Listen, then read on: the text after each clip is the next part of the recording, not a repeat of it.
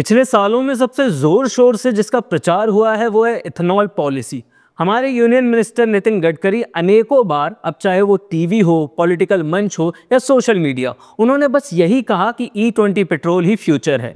बात ये भी बताई गई कि इससे पोल्यूशन कम होगा और किसानों की आमदनी भी बढ़ेगी। सुनने में ये सब कानों को कितना मीठा लगता है, लेकिन क्या ये सच में ऐसा है? और सवाल ये भी उठता है कि इससे असली फायदा किसको हुआ। यहाँ से कहानी में एक शानदार एंट्री होती है गडकरी जी के बेटों की कंपनीज की।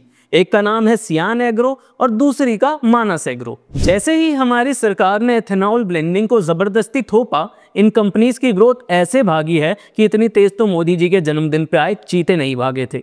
इसका उदाहरण अगर आवाज में देना हो तो यूं कहा जाएगा कि साए से भागी है। सियान एग्रो का सालाना टर्नओवर महज 17 करोड़ था, जो कि 2025 में 500 करोड़ से ज्यादा का हो गया है। ये तो टर्नओवर की बात थी, अब प्रॉफिट भी सुन लीजिए। प्रॉफिट जो है 10 लाख से बढ़कर 52 करोड़ पहुंच गया। अब ये कोई छोटा मोटा उछाल नहीं, पूरे 500 गुना का जंप है। अब खुद सोचिए, क्या ये कोई नॉर्मल बिजनेस ग्रोथ है या फिर इसका लेना उस पॉलिसी से है जिसका गुणगान गडकरी जी ने खुद किया। गडकरी जी ने यह भी मांग रखी कि इथेनॉल पर GST 18% से कम करके 5% कर देना चाहिए। गडकरी ने E20 पेट्रोल रोल आउट को मैंडेटरी किया और बोला कि 2025 तक भारत के हर पेट्रोल पंप पर E20 पेट्रोल मिलेगा। और ठीक उसी शुभ घड़ी में उनके बेटों की कंपनीज एथेनॉल प्रोडक्शन और एक्विजिशन में पूरे जोरों शोरों से एक्सपैंड करने लगी। अब ये टाइमिंग इतनी परफेक्ट है कि इसे कोइंसिडेंस कहना खटकता है। जनता के करोड़ों रुपए एथेनॉल प्लांट्स, सब्सिडीज और फ्लेक्स फ्यूल व्हीकल पर खर्च हुए, लेकिन असली मुनाफा किसने कमाया?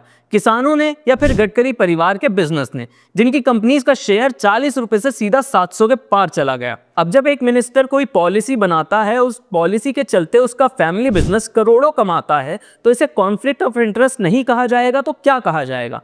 नमस्कार, मेरा नाम है अनुज और इस वीडियो में हम डिटेल में जानेंगे इस कॉन्फ्लिक्ट ऑफ इंटरेस्ट के पीछे का सीन क्या है। चलिए मैं पहले आपको एक रीकैप दे देता हूं कि गडकरी ने एथेनॉल पुश के लिए क्या क्या किया। उन्होंने E20 पेट्रोल रोल आउट को अग्रेसिवली प्रमोट किया। 2023 में कहा कि सभी नई गाड़ियां E20 कंपैटिबल होंगी और 2025 तक एनफोर्स भी कर दिया गया। हर पेट्रोल पंप पर E20 मिलना शुरू हो गया। जून 2025 में उन्होंने डिमांड रखी कि क्रूड एथेनॉल पर GST 18% से घटाकर 5% किया जाए। उन्होंने लगातार कहा कि एथेनॉल से ऑयल इंपोर्ट कम होगा और किसानों की इनकम बढ़ेगी। लेकिन इसी दौरान गडकरी के बेटों की कंपनीज मानस एग्रो और सियान एग्रो एथेनॉल में मैसिव एक्सपेंशन कर रही थी। सियान एग्रो, जो पहले सिर्फ एडिबल ऑयल्स और एग्रो प्रोडक्ट्स तक लिमिटेड था, उसने 2024 में एथेनॉल सेक्टर में एंट्री की। फरवरी 2024 में ऑफिशियली एथेनॉल प्रोडक्शन शुरू किया और फिर मानस एग्रो जैसी कंपनीज एक्वायर करके अपनी कैपेसिटी कई गुना बढ़ा ली। रिजल्ट ये हुआ कि सिर्फ एक साल में ये छोटी सी कंपनी एक एथेनॉल शुगर डिस्टिलरी जाइंट बन गई।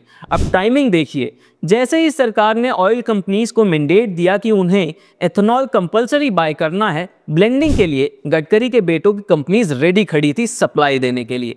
मार्केट गारंटीड था, डिमांड गवर्नमेंट ने क्रिएट कर दी थी और फायदा उठा लिया इन पॉलिटिकली कनेक्टेड कंपनीज ने। नंबर्स क्लियर हैं। 2024 में सियान एग्रो का रेवेन्यू सिर्फ 17 करोड़ था। 2025 आते आते क्वार्टरली रेवेन्यू 511 करोड़ और profit 52 crore. Annual income 170 crore से 1000 करोड़ से ज्यादा पहुंच गई। ऐसी ग्रोथ नॉर्मल मार्केट में पॉसिबल नहीं होती। ये तब पॉसिबल होता है जब पॉलिसी पुश मिले, और यहाँ तो पुश मिनिस्टर खुद कर रहे थे। कंपनीज ने फ्यूचर प्रोजेक्ट्स भी अनाउंस किए, जैसे CO2 से एथेनॉल बनाने का MOU। सोशल मीडिया पर लोग ओपनली लिखने लगे, Niga and sons doing well after E20 roll out. Niga मतलब नितिन गडकरी, यानी लोगों को भी साफ दिखने लगा कि गवर्नमेंट की एथेनॉल पॉलिसी ने सीधे गडकरी फैमिलीज की कंपनी को फायदा पहुंचाया। तो सवाल यह है, एक सिटिंग कैबिनेट मिनिस्टर को उसी सेक्टर की पॉलिसी बनाने देना चाहिए क्या, जहां उसके बेटे खुद करोड़ों का बिजनेस चला रहे हों? ये सिर्फ ऑप्टिक्स का इशू नहीं है, ये डायरेक्टली पब्लिक ट्रस्ट का सवाल है। जब जनता देखती है कि एक मिनिस्टर की फैमिली कंपनी का शेयर 40 से बढ़कर 700 के पार चला जाता है, तो खेल और भी क्लियर नजर आता है। सियान एग्रो का शेयर 2024 में करीब 40 रुपए था। सिर्फ एक साल के अंदर ये बढ़कर 700 के पार पहुंच गया, यानी 1500% का जंप। कंपनी का मार्केट कैप 100 करोड़ से सीधा 2000 करोड़ तक पहुंच गया, यानी 18 गुना बढ़ गया। सोचिए, एक स्मॉल नागपुर बेस्ड कंपनी जिसे पहले कोई जानता तक नहीं था, अचानक इन्वेस्टर की फेवरेट बन गई।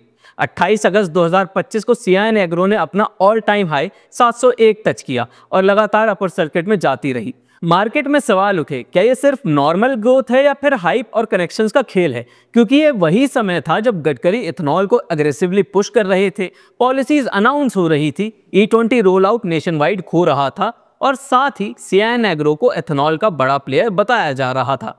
टाइमिंग इतनी परफेक्ट थी कि इसे देखकर मार्केट एक्सपर्ट्स भी हैरान थे। सियान एग्रो ने अचानक कई एक्विजिशंस किए, sugar mills, distilleries, ethanol units और मानस एग्रो जैसी सिस्टर कंपनी भी इसके अंदर मर्ज हो गई। इससे कंपनी की रेवेन्यू पेपर पर कई गुना बढ़ गई। जून 2025 क्वार्टर में ही 511 करोड़ की सेल्स दिखाई गई, जिसमें से 400 करोड़ एक्विजिशन से आया था और बाकी ओरिजिनल ऑपरेशंस से। रियलिटी में प्रोडक्शन शुरू हुआ या नहीं कोई प्रूफ नहीं था, लेकिन अनाउंसमेंट ने इन्वेस्टर को एक्साइट कर दिया और शेयर में आग लग गई। यानी बिजनेस एक्सपेंशन के साथ हाइप भी क्रिएट किया गया और ये सब उसी वक्त हुआ जब गवर्नमेंट एथेनॉल ब्रांडिंग को फोर्सफुली बढ़ा रही थी।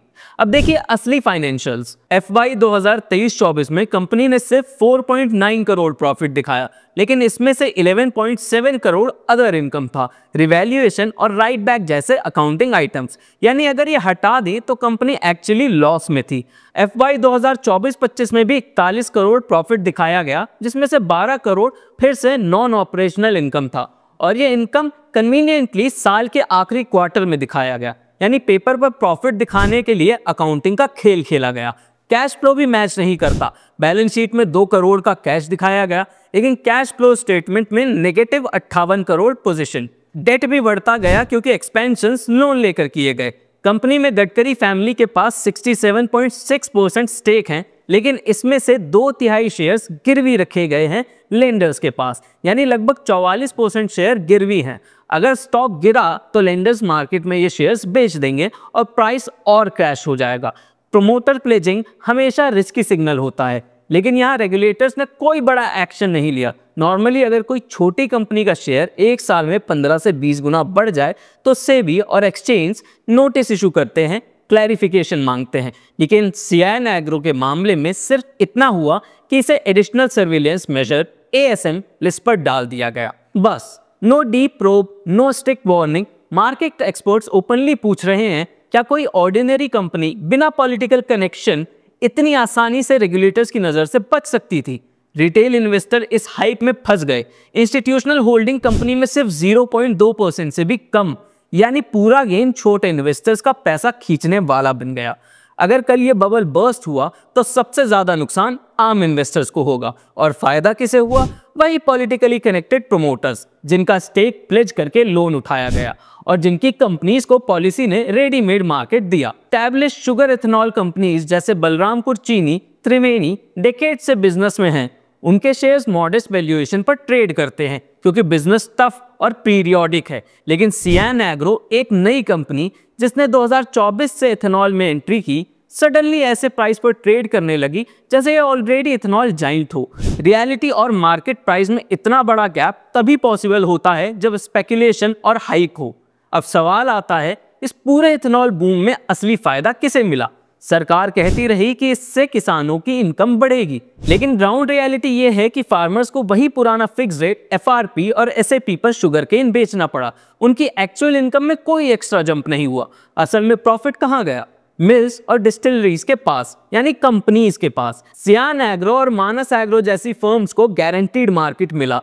ऑयल कंपनीज को एथेनॉल कंपलसरी खरीदना पड़ा और प्रॉफिट सीधा इन कंपनीज की बुक में गए। बस इतना हुआ कि फार्मर्स को सिर्फ टाइमली पेमेंट मिलने लगा क्योंकि मिल्स के पास ज्यादा लिक्विडिटी थी। लेकिन असली जैकपॉट कॉर्पोरेट हाउसेस ने ही पॉकेट किया।